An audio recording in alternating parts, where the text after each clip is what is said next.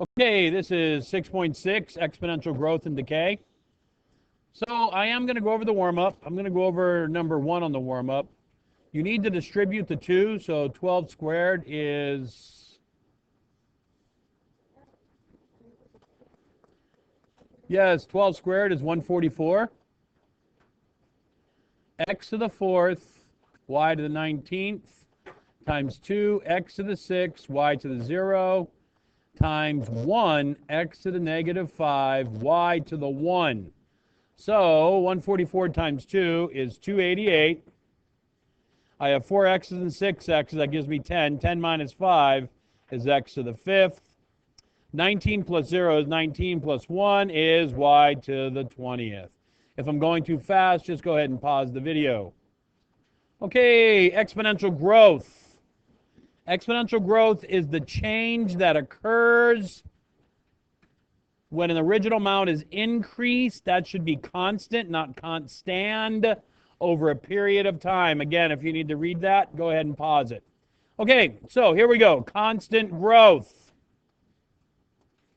Okay, I forgot to start it, but A is your y-intercept, B is your constant multiplier, x is your time, your exponent is your time. So our C here is our initial amount. That's what we start with. Then we have 1 plus our rate of change, because it's growth. And then we raise that to the time. We're going to see how this works. It's very simple.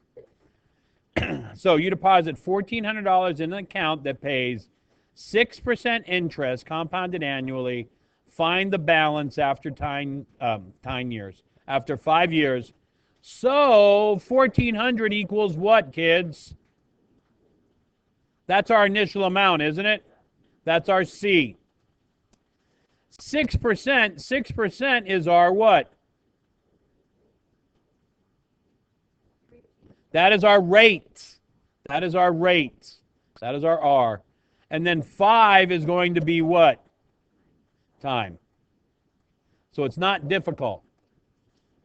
Initial amount, right here.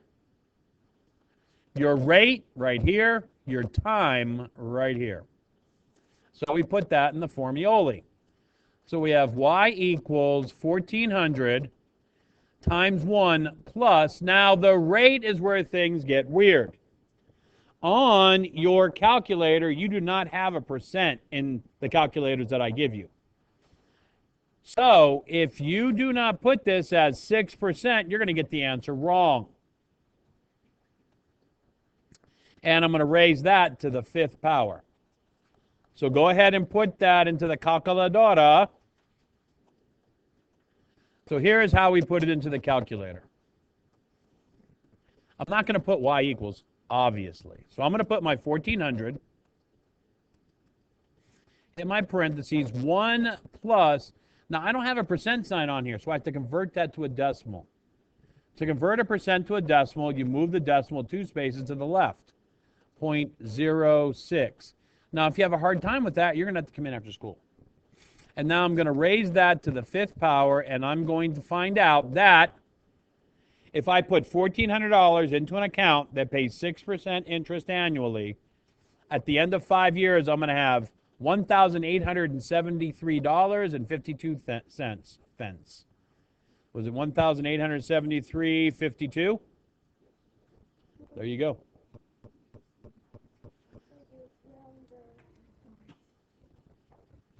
I rounded. You don't have to. I mean, if you don't round, that's fine. Okay. So now we're going to look at constant decay. Decay. When something decays, what happens to it? It shrinks. Yes. So constant decay, the rate is reduced over time. Here is our formulae. It is exactly the same, except for that minus sign. So I'm not going over all of this again. You already have it. Now, when I check your notebook on Saturday, this better be filled in. Yes, you're all coming in on Saturday.